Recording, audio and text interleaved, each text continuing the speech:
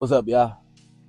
Did you know that keeping things simple reduces stress and confusion? It can open up your mind for more understanding and clarity. It can even improve focus and productivity. Have you ever heard of the saying, less is more? Maybe this could be the reason why.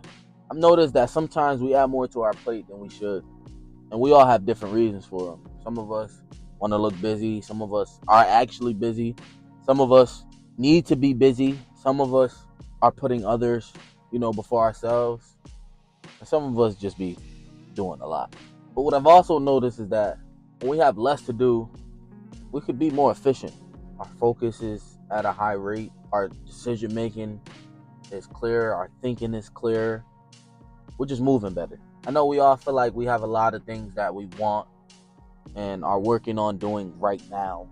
But sometimes focusing on one thing at a time is all that's needed. We tend to get distracted by what we see and make a turn or multiple turns thinking we should be doing all these different things to get to where we want to be. Your goals, your dreams, your achievements, you, me, us, we have a list of a bunch of things that we want to attack now. But nothing really good comes out of wanting things easier or faster. So with that, slow down. And yes, I'm speaking to myself as well when I say that. So this year, take your time. And no, I'm not saying don't get the job done, but I'm also not saying hurry up.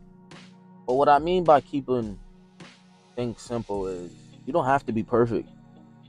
You don't have to say yes to everything. You don't have to do everything. You don't have to put more on your plate. Because ultimately, all of these decisions, all of these things are up to you. Let's not make more room for stress, confusion, lack of effort, and so on. You know what you have to do. Keep it simple. Be efficient, and you'll see.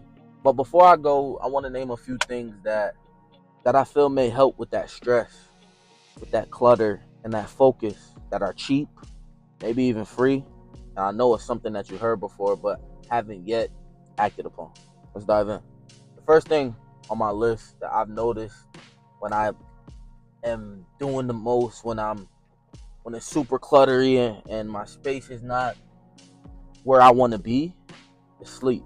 I've noticed that when I get enough sleep, that I'm more energetic, I'm more ready to go, I'm more sharper, I'm more willing, I'm just more of me at a high potential because I've got enough rest to recover, to improve for the whatever the next day has in store for me.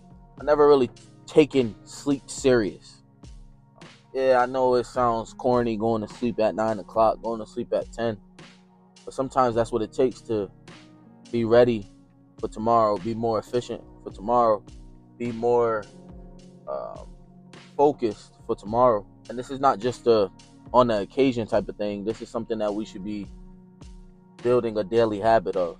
The second thing that I've noticed that helps me mentally, and this is underrated, clean space. I feel like a clean space is everything. Whether you're in your office, your bedroom, your living room, your kitchen, everything just makes sense. I don't know how to really explain it, but everything just makes sense.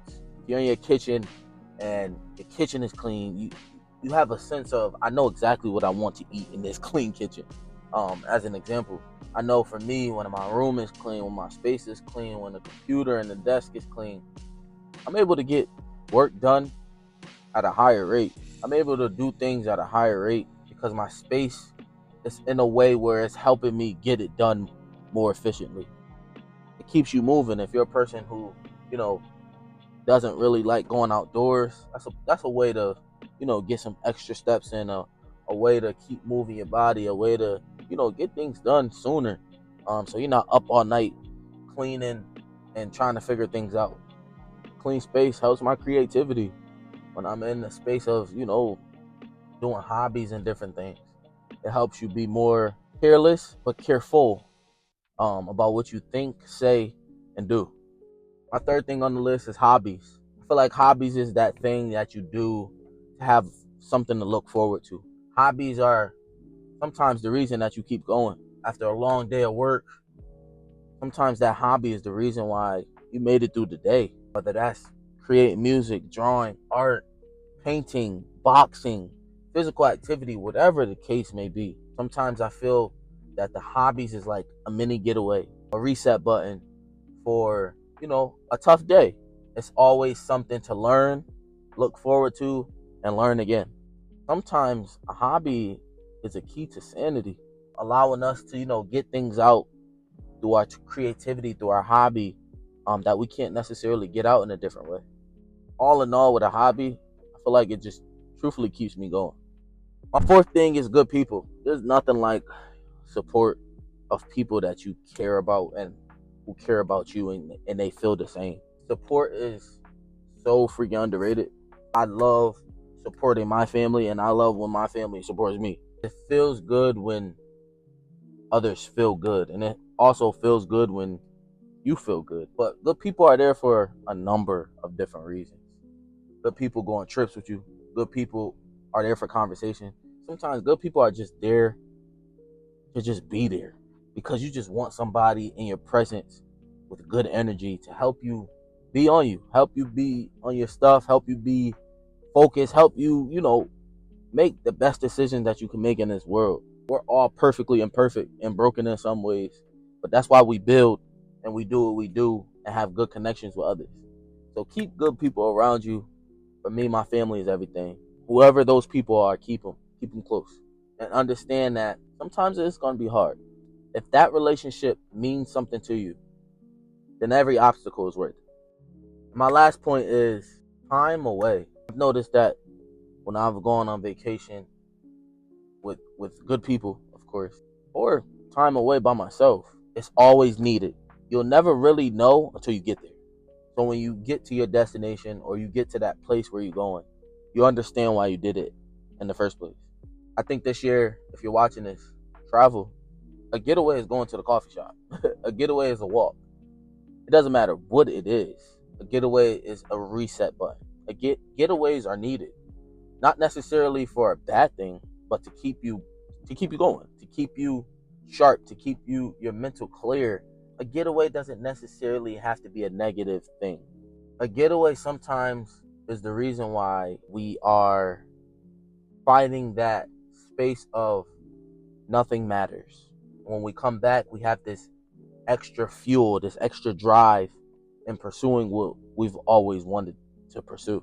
And I say all these points from experience because I've noticed that when I'm cluttered in different spaces and I'm making things more complicated, that these 5 points have always helped me on a consistent basis. There's so many things that we complicated, but we're work in progress. Keep trying, keep putting in the effort to be the best version of yourself because it may not make sense now, but it will in the end.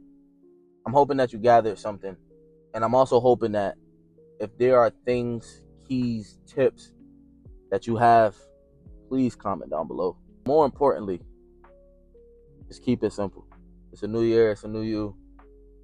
Show them what your progress. We don't always do this, but when I do, but when you do, but when we do it big. I love y'all. Peace.